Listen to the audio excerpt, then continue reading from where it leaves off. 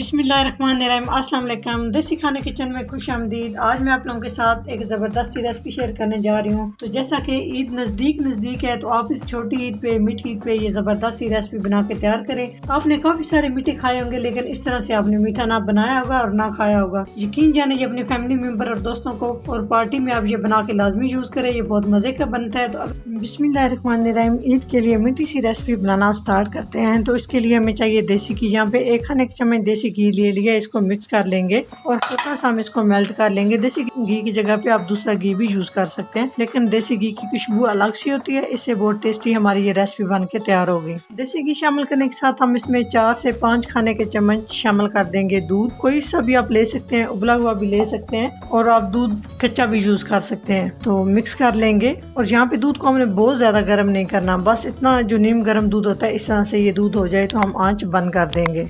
दूध यहाँ पे नीम गर्म हो चुका है तो इसमें हम शामिल करेंगे 4 खाने के चम्मच तकरीबन हाफ कप हम इसमें मिल्क पाउडर। तो घर में हम इस तरह से ये खोया तैयार करेंगे, इसको अच्छे से मिक्स कर लेंगे। यहाँ पे आंच आपने बंद कर देनी है टोटली तौर पे और अच्छे से मिक्स करते जाना है ताकि इसमें कोई लम्स वगैरह ना बने। तो इस तरह से आप घर में ढेर सारा खोया बना के तैयार कर सकते हैं। बाजार से खोया जो है ना वो बहुत महंगा पड़ता है। इस तरह से बना के आप खोए को फ्रिज में रख ले, तकरीबन 3 से 4 दिन तक आराम से आप इसको यूज कर सकते हैं। तो यहाँ पे आंच कम करके हम इसको मिक्स करते जाएंगे, इसको अच्छे से गाढ़ा होने तक हम इसको सेट करेंगे इस तरह से लगातार चम्मच चलाते हुए। तो आप देख सकते हैं एकदम परफेक्ट हमारा ये खोया तैयार हो चुका है। तो इस तरह से बिल्कुल इजीली तरीके से आप इसको तैयार कर सकते हैं। तकरीबन 5 से 7 मिनट लगे हैं मुझे इसको तैयार करते हुए। तो इस तरह से ये सॉफ्ट होना चाहिए। तो अभी हम इसको किसी बर्तन में निकाल लेते हैं और इसको ठंडा होने के लिए रख देते हैं। तो नेक्स्ट स्टेप की तरफ चलते हैं। तो इस रेसिपी के लिए हम यूज करेंगे बारीक वाली सेवइयां। तो इस तरह से बिल्कुल बारीक वाली सेवइयां होनी चाहिए। तो इसको हम हल्का हल्का कट कर लेंगे।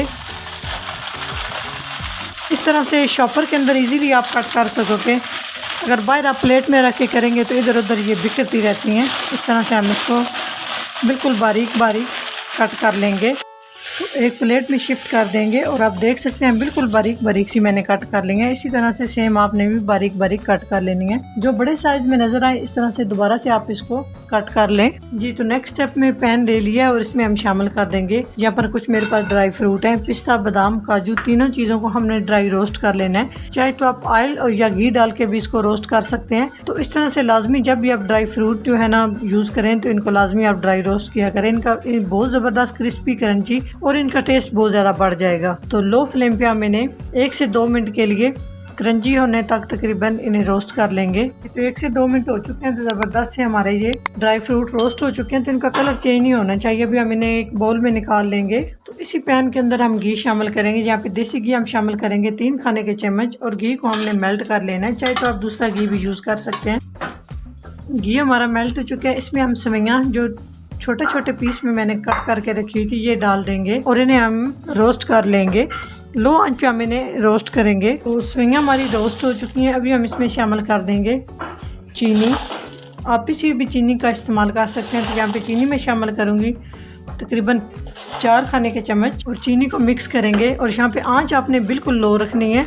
तो जो थोड़ी बहुत कसर रह चुकी है सेवइयां रोस्ट होने में, तो ये चीनी वगैरह शामिल करते साथ ही अच्छे से सेवइयां रोस्ट हो जाएंगी।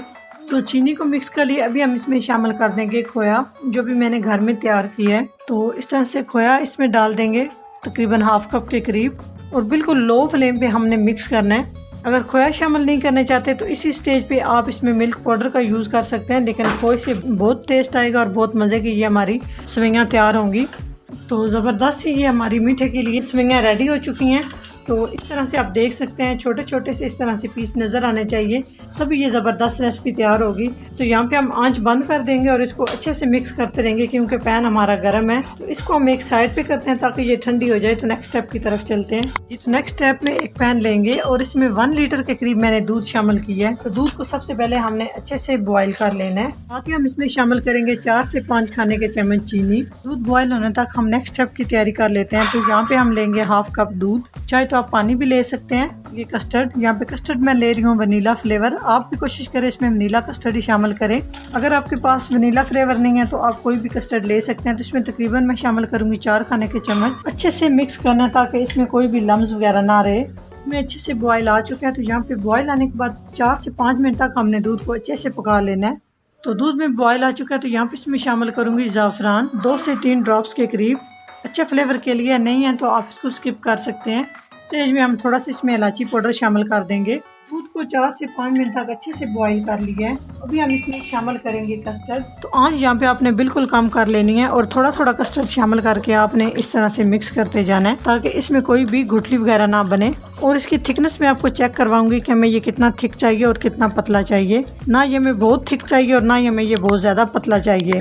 तो मिक्स करते जाएंगे और यहाँ पे आंच मैंने बिल्कुल लो की हुई है। तो जितना मैंने मिक्सचर बना के रखा है वो सारा मैंने शामिल कर दिया है। अभी आप देख सकते हैं। तो यहाँ पे हम 3 से 4 मिनट तक कस्टर्ड को लो फ्लेम पे पका लेंगे ताकि इसका जो कच्चापन होता है वो खत्म हो जाए और ज़बरदस्त हमारा ये कस्टर्ड रेडी हो जाए। इस तरह से चम्मच लगातार चलाते हुए। तो कस्टर्ड को मैंने 4 से 5 मिनट तक अच्छे से पका लिया। तो अभी आप देख सकते हैं इसमें लम्स गुठली बिल्कुल भी नहीं बनी।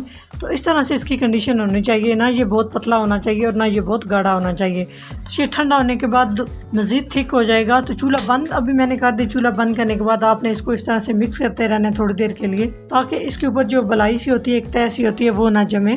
तो इसको हम ठंडा करेंगे और फिर नेक्स्ट स्टेप की तरफ चलेंगे। तो यहाँ पे एक शीशे का हम बाउल लेंगे।